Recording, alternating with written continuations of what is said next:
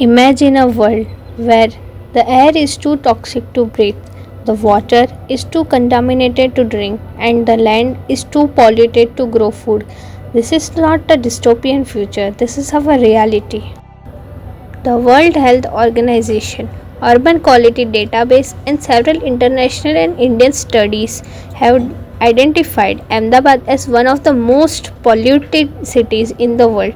Let's hear what our experts from Center for Environment Education has to say about this. Let us not go around talking what the United Nations has asked us to do. Let us talk about what we have done, what can be done, what is being done. We have polluted our environment to a great extent by our own means. Largely it is transportation, industrial emissions, thermal power stations, etc., where you emit a lot of carbon dioxide and hazardous gases. Air pollution also happens because of agricultural or animal husbandry waste, wherein we get all these greenhouse gases, and it pollutes the air. So, can you introduce your center and yourself? Kavya, my name is Tushar Jani. I am a senior program director with the Center for Environment Education. As you can see, this is a lush, green, beautiful campus. In fact, this is a 14 acres of urban forest, man-made forest. We largely work on environment and issues related to it. We are the ones that introduced the subject environment in the country 40 years back. In your schools, colleges, higher academics, etc. Environment is all around us. And over a period of time, we have been abusing it. We have been spoiling it. We have brought the environmental conditions to a level which, if we do not improve now, will have very bad effects. Consequences of our own action is what are we facing today, and the solution are also in our own hands. Now, what do we do that will reduce air pollution? We do not unnecessarily have to burn coal, wood, or anything that emits carbon dioxide. We have to use less and less of petrol or diesel operated automobiles so that there is less smoke around us. We don't have to use so much of electricity that not only electricity is wasted and we pay for it, but where it is being produced in the thermal power stations. Tons and tons of coal is being burnt every day. So we have to reduce our consumption. We have to reduce habits. We have to lessen the number of habits that we have which may cause pollution. And it can happen only if I and you do it together. Government cannot do it alone. United Nations will give you sustainable development goals. You cannot follow those goals unless you change your behavior, unless you change your lifestyle. Now, why do I want my government to reduce something for which I am responsible? That's true. Government has to bring in a mechanism. Government has to bring in regulation, restrictions, so many things.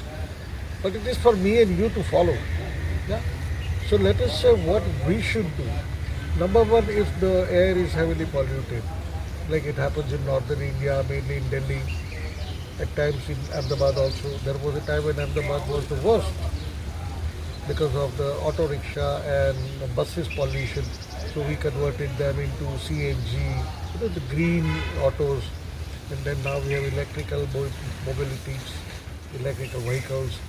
So we have to gradually change our ways and means of transportation. Now, thermal power stations, what we call is electricity producers, they largely run on coal. So from there, we have to switch over to renewable energies like solar energy, solar powered, or wind energy or hydro energy. So these are the changes which need to be brought. If the air is heavily polluted, definitely the government prescribes certain restrictions, certain norms that do not go out If you are allergic to that, or if you cannot breathe properly, you have to work from within your house. And then there are some equipments like air purifier and all which we can use, but you cannot do it in open. So the best is to avoid the sources, to avoid smoke from coming out of places where it. We are sitting in a between lush green area. So what do you think plants and trees helps reducing air pollution? Very simple, basic logic. The green trees and the green plants eat carbon dioxide and give oxygen. So the more and more there is carbon dioxide, the more and more trees you need, the more and more plants you need. So obviously they are the first natural filter that you have and the only natural filter that you have, amongst many others. But this is the largest blessing that the Mother Nature has given us. So unless you have these trees around you, your air will remain to be polluted. There will be no conversion of carbon dioxide to oxygen, and it will have all the bad effect on human health or animal health. Sustainable Development Goals (SDGs) directly address environmental issues and aims to ensure substantial reduction in death and illness due to air pollution. What do you have to say about this? In fact, every SDG has something or other to do with the mankind, with the betterment. I will not concentrate only on air, but if you are questioning, if you are asking about air, there is a specific SDG which will talk about it, but then every SDG more or less is interlinked.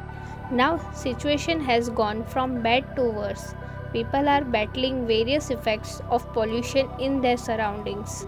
CEE, Center for Environmental Education, has been working for betterment of our society over 4 decades now. Institution which studies environment, environmental problems, we bring in awareness, we bring in training, we coach people, we do capacity building, and we do implementation programs with industries or with villages, cities, urban areas, wherein how best environment can be taken care of for the betterment of our future and future generations. That's what we do.